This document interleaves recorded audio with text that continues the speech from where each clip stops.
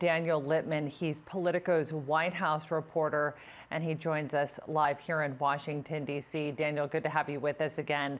This was really a tale of two town halls. What were your observations and takeaways? Well, I think it was very interesting to watch Trump have to face questions about the QAnon conspiracy theory that some of his supporters believe, which is about Satanism and child trafficking, and he really did not distance himself as much as some Republicans would like him to. He kind of played around and said he hadn't heard of it, but that they are against child trafficking, which he thought was good. And so that kind of overshadowed different parts of the town hall. And he seemed to treat voters pretty respectfully because, he thanked them for their questions. He thought that their questions were often good. And so he knows he needs to kind of soften his rhetoric. He couldn't go hard and attack voters' questions, even though some of them were definitely Democrats who were going to vote for Joe Biden.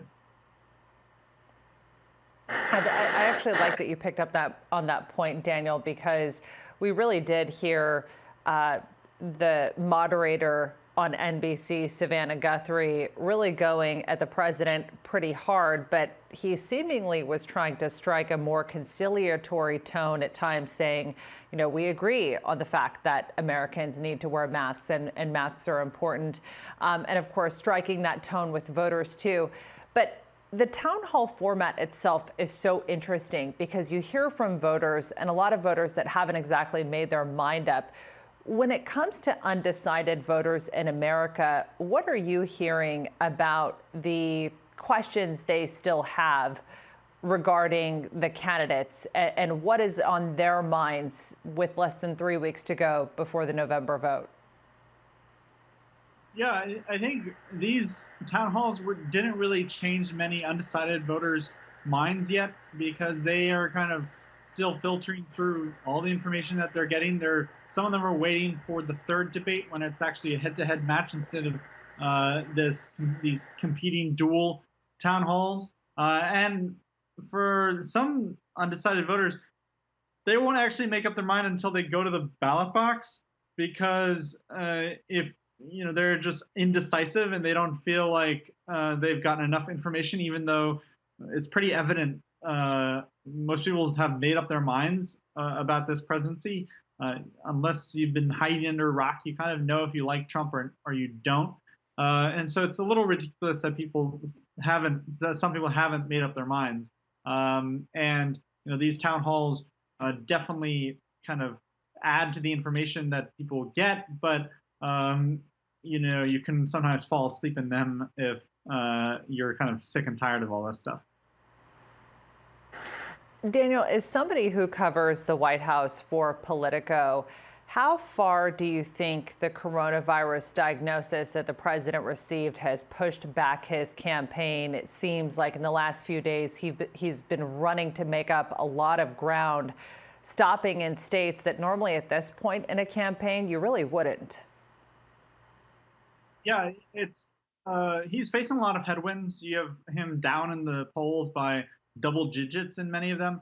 And so he is trying to shore up his base and avoid a total bloodbath in terms of the, states that should be locked up. He should not have to focus on places like Texas or Georgia.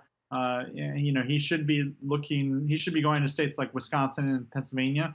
But instead, he's having to play defense. And I think that's because many people in the suburbs, many elderly voters, they don't think that he's taking the pandemic seriously enough, and so they are kind of sending a message that many of them want new leadership. They don't want to have a president who doesn't take the pandemic as seriously as they think he should. And they say, case in point, he couldn't even protect himself, and so how can he protect our family?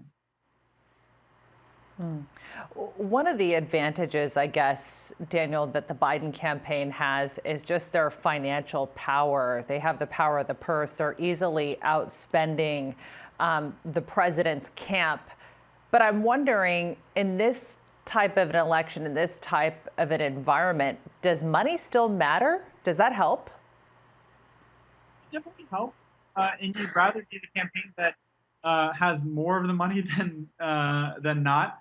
But it's not a definitive, decisive factor, and so you can definitely still win even if you're less ahead in terms of money, because there's only so many campaign ads that you can buy, and after a while, it kind of there's a law of diminishing returns, which is, you know, 10, you know, a million campaign ads versus 800,000 campaign ads.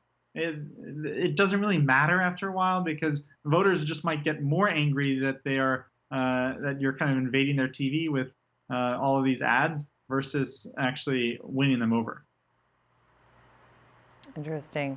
Daniel Lippman, it's been great to have your analysis as always. Thanks for coming on.